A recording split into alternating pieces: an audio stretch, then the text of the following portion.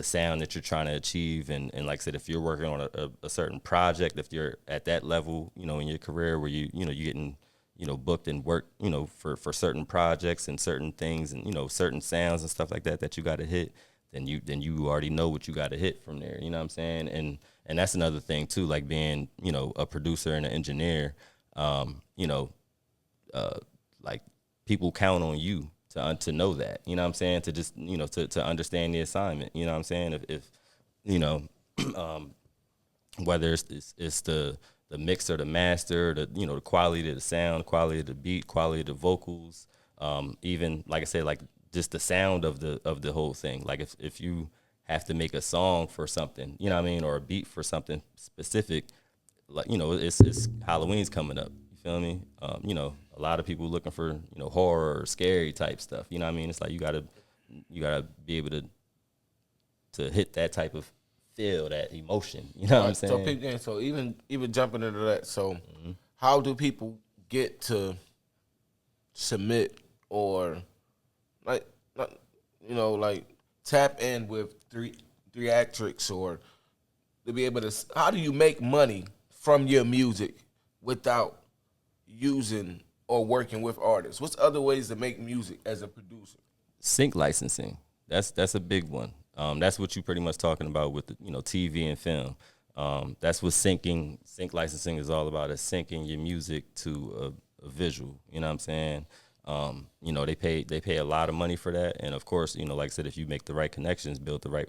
That's the thing I want to say is build relationships. You know what I'm saying?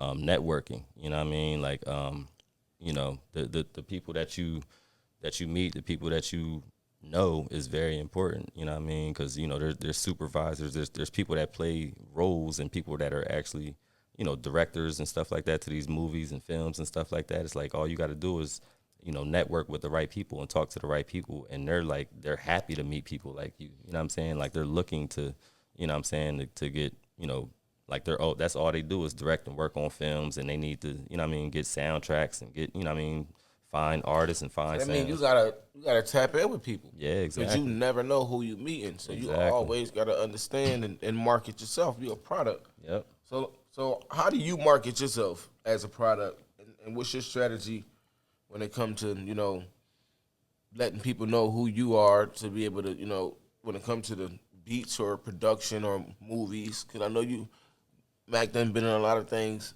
but before all that, I want to know, how was your opportunity working with, you know, Mr. Miller? That was dope, man. It was dope. And how did that happen? Let me know. So shout out to Pro Sounds back up in my city, man, Harrisburg. It's a studio. You know, so that's where Master P's like assistant came in. His name is Rizzo. Okay, shout out Rizzo, give my man an opportunity. Shout out to Rizzo, bro. He mad cool dude. You know what I mean? A lot of energy, mad driven. You know what I mean? He's kind of like a little mini Master P for real. For we really get to know him. He's running around the nation, the world. Like I said, he's his assistant. You know what I'm saying? So he making shit happen. But he's also like a videographer, and you know what I'm saying? Like he does like most of the visuals and the camera work that you see P into. You know what I mean? Like all the commercials, all the, like, you know what I mean? That's a lot of Rizzo's work. You know what I'm saying? So so he's always with him and all that. So he came into the studio. He wasn't with him at the studio, but he came in and he had a song that, you know, he works on music itself. So he was working on his song and everything, and he had a feature with P. You feel me? Right. So you know, like first of all, the way that the session was, I believe it was like New Year's or New Year's Eve that day. It was like the situation, you know, like I said, I worked at a studio. It was like other engineers and stuff like that. I had got a call from the owner, like, yo, Mac, like, I need you. Can you come in? Like I said, it was like a holiday. You didn't even know what the opportunity was. Nah, not at all. You know what I'm saying? So that's that grit that we was talking about. Yeah, exactly. Being ready. Exactly. And being on go when it's time to be called. You put them nights in, you put them days in for Mac, for what? Tell them what happened. Oh, yeah. So yeah, you know what I mean? So he gave me that call and asked me if I could come in. I'm just like, yeah, you know, I got it. You know, I just like you said, it was like a holiday. I felt like, I know this button. Listen, they called him in, he went in. You feel me? and changed his whole life. Yeah, bro.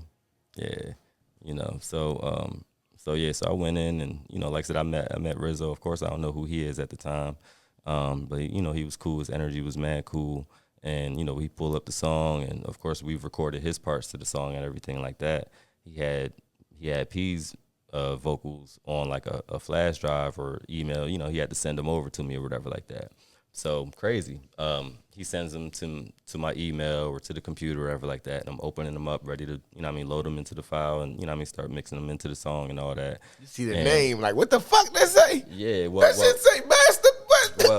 Well, you got to think. So first of all, I've been doing music for a long time. I've been into a lot of different situations. You know what I'm saying? Like nothing.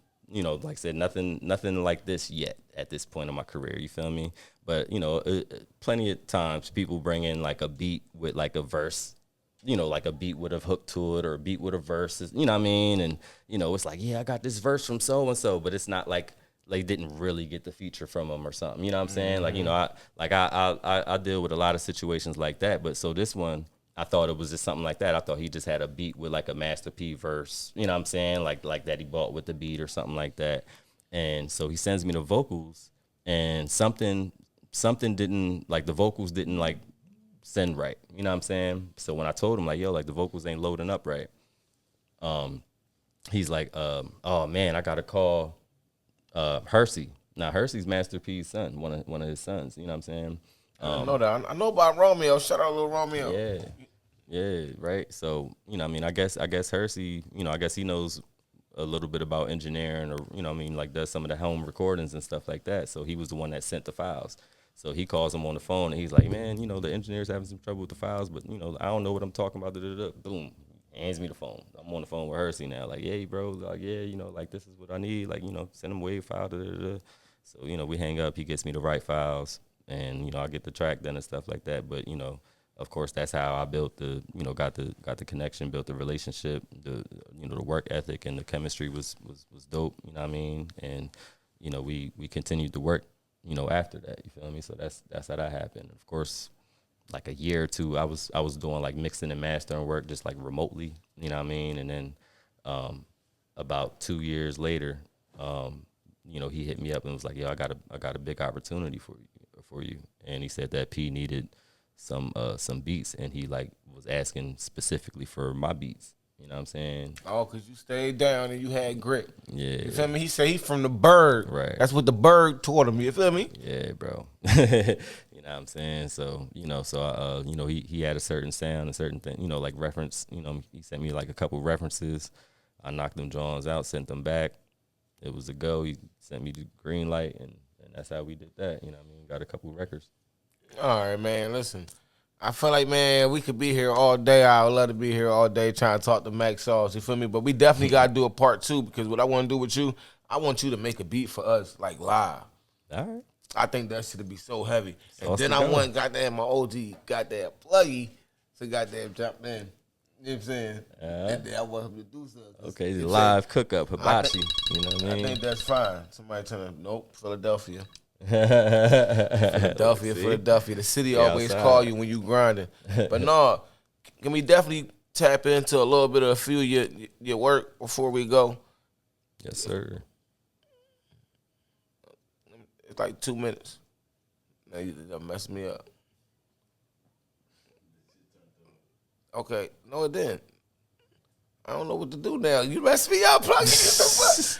Anyway, we out of here. That's the blooper. We in here with live with Mr. Max Sauce. Shout out to Pluggy. Shout out to Purple Shell. Miss Lisa Ross. Don't make me knock whoever made her upset out today, because we slide. You hear me? Mic drop ATL and indie industry. Listen, tap in for interviews. Tap in for live music reviews. Tap in. And we outside, so tap in. You feel me? And if we say something you don't like watching music, just let me know. But that's just us trying to help you. But this is the guy to tap in. Where can they find you, Mac? And where can they buy your beats? You heard the keyword buy. Yes, sir. Listen, man. All platforms at Max Sauce Beats. It's MaxSauceBeats. And you already know this your boy. This your boy here with Mr. Mac Sauce. This is my guy. We got some shit, Pluggy Studios, with the guy, Mr. Pluggy himself. But tap in. This is Illy Blocker. We making this shit happen for y'all. Yes, sir. We out. Hey, we gonna have a part 2. My man gonna cook up something live, and Pluggy gonna rap off it on me. They'll be.